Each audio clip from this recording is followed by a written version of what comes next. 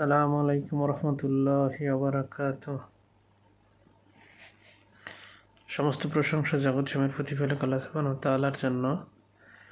আজকের আলোচ্য বিষয় নির্ধারণ করেছি খ্রিস্টানদের অপপ্রচার, যেটা তারা বাংলাদেশ সহ পৃথিবীর বিভিন্ন প্রান্তে আকিদাগত এবং খ্রিস্টানরা তাদের নিজস্ব আকিদা প্রচার করছে, যেটা বাইবেলেরও বিপক্ষে, কোরআন হাদিস এবং তাদের নিজস্ব কিতাবেরও বিপক্ষে যায়। সে বিষয়ে আলোচনা করবো ইনশাআল্লাহ। তারা যে দাবিটা করে যে ঈসা আলাইহিস সালামকে তারা আল্লাহ দাবি করে, নাউযুবিল্লাহ মিন যালিক, এই ক্ষেত্রে কোরআন এবং বাইবেলের অনুচ্ছেদগুলো আমরা তুলে ধরব। পবিত্র কোরআনে আল্লাহ সুবহানাহু ওয়া তাআলা বলছেন খুব স্পষ্টভাবে, সূরা মায়দার 72 নম্বর আয়াতে আল্লাহ সুবহানাহু ওয়া তাআলা বলছেন, লাকাদ কাফরাল্লাযিনা কালু ইন্নাল্লাহা হুয়াল মাসীহ ইবনে মারইয়ামা। তারা কাফের, তারা ধর্মের অবমাননা করে যারা বলে মরিয়মের পুত্র ঈসা মসিহ আল্লাহ। অথচ মাসি বলেছে ওয়াকাল আল মাসি, অথচ মাসি বলেছেন ঈসা আলাইহিস সালাম বলেছেন উবুদুল্লাহ, তোমরা আল্লাহর ইবাদত করো, রব্বি ও রব্বুকুম, যিনি আমার রব ও তোমাদের রব, ইয়া বানি ইসরাইল আবুদুল্লাহ, হে বানি ইসরাইল তোমরা ইবাদত করো আল্লাহর, রব্বি ও রব্বুকুম, যে আমার রব এবং তোমার রব, ইন্নাহু মাই উশরিক বিল্লাহ, যে কেউ আল্লাহর সাথে কাউকে শরিক করে, ফাকাদ হারামাল্লাহু আলাইহিল জান্নাহ, আল্লাহ তার জন্য জান্নাত হারাম করে দিবেন, ওমা আহুন নার ওমা লিয-যালিমিনা মিন আনসার, এবং কাফেরদের কোনো সাহায্যকারী নেই, জালিমদের জন্য কোনো সাহায্যকারী নেই, তাদের আবাসস্থল হবে জাহান্নাম।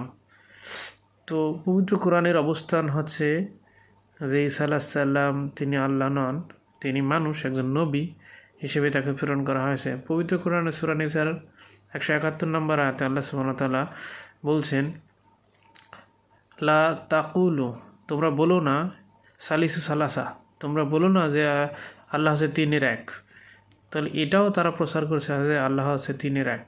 আমরা যদি বাইবেল অ্যানালাইসিস করি এই বিষয়টা, বাইবেলে কি বলে, বাইবেল বলছে যে গসপেল অফ জনের 17 নম্বর অধ্যায়ের 3 অনুচ্ছেদে বলা হয়েছে যে only own true God you, the only true God, and who sent me,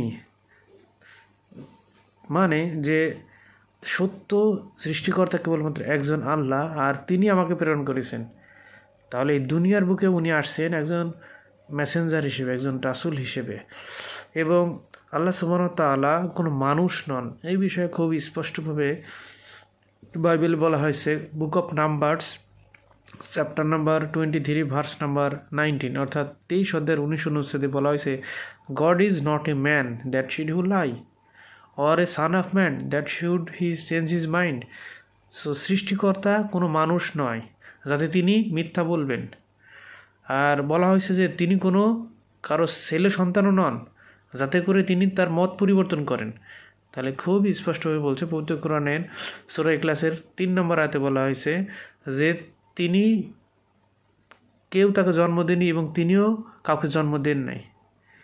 তো খুব স্পষ্টভাবে এটা বলা হয়েছে। অথচ তারা আজকে মুসলিমদের বিভিন্ন বিষয়ে অপপ্রচার করছে এই বিষয় নিয়ে, যে তারা তাকে ঈশ্বর সৃষ্টিকর্তা মনে করে এভাবে অপপ্রচার করে মানুষকে বিভ্রান্তি করার চেষ্টা করছে। অথচ না, তাদের নিজস্ব আকিদাগতভাবে এই সমস্যাটা রয়েছে, যেটা তারা তাই সেদিকে ফিরে আসতেছে না। এটা বাইবেলের কোনো শিক্ষা না, এটা চার্চের শিক্ষা আর সেন্ট পলের শিক্ষা, যেটা আসলে খুবই ভয়ঙ্কর।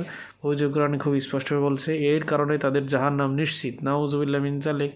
এটা থেকে আমাদের হেফাজত করেন, এবং সেই সব খ্রিস্টান ভাইদের বলি বাইবেল পরিপূর্ণভাবে পড়ার জন্য। কারণ খ্রিস্টানদের যারা পণ্ডিত, বিশেষ করে যারা বাইবেল সম্পর্কে পূর্ণ জ্ঞান রাখেন, অনেক বিশেষজ্ঞর মতে বাইবেল যদি কেউ একবার পড়ে দ্বিতীয়বার সে আর পড়বে না, কারণ এত ভয়ঙ্কর ধরনের কথা বাইবেলে প্রতিস্থাপিত হয়েছে, যেটা খুবই ভয়ঙ্কর।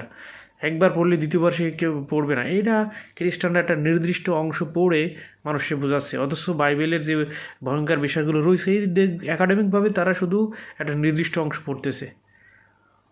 সেন্ট পল বলছে যে ঈসা আলাইহিস সালামের কথা প্রচারই করতে বারণ দিছে।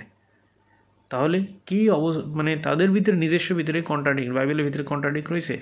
তো এই ক্ষেত্রে তাদের সচেতনতা নাই, যেটা সামনে আসে সেটাই প্রচার করতেছে। আর এই বিষয়ে মুসলিমরা সচেতনতা না থাকার কারণে আজকে তারা অনেকেই মুসলিমদের ব্রেন ওয়াশ করতে সক্ষম হয়েছে এবং এভাবে চলতেছে। আল্লাহ আমাদের সবাইকে হেফাজত করুক।